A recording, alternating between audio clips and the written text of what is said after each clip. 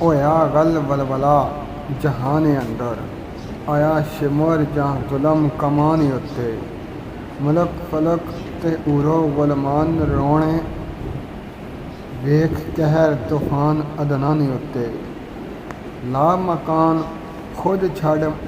मकान आया सबर साबराना वेख मैदानी उत्ते मिर्ज़ा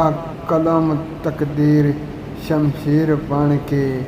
मारे कातल ने नुक्ते निशानी उत्ते मारे कातल ने नुक्ते निशानी उत्ते बोले साबर शबीर दस शिमर जालम तेरी नीयत नापाक विदाल की है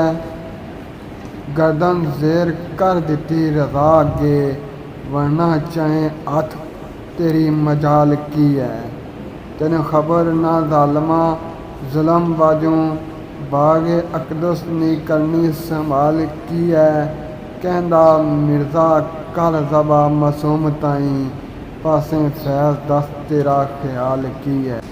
कैसी करबल कम बख्त ज़मीन तेरी जिसने गोद विच ज़ैनब ना वीर लुटिया साबत सता रही क्यों कर बोल दस खां जदों असगर मासूम सगीर लुटिया होंदा जुलम उस अहमद नशीनी उत्ते तौबा मालका तेरी तकदीर लुटिया मिर्ज़ा अशर तक लानत लाइन ताई सने कुंबे जिस साबर शबीर लुटिया सने कुंबे जिस साबर शबीर लुटिया।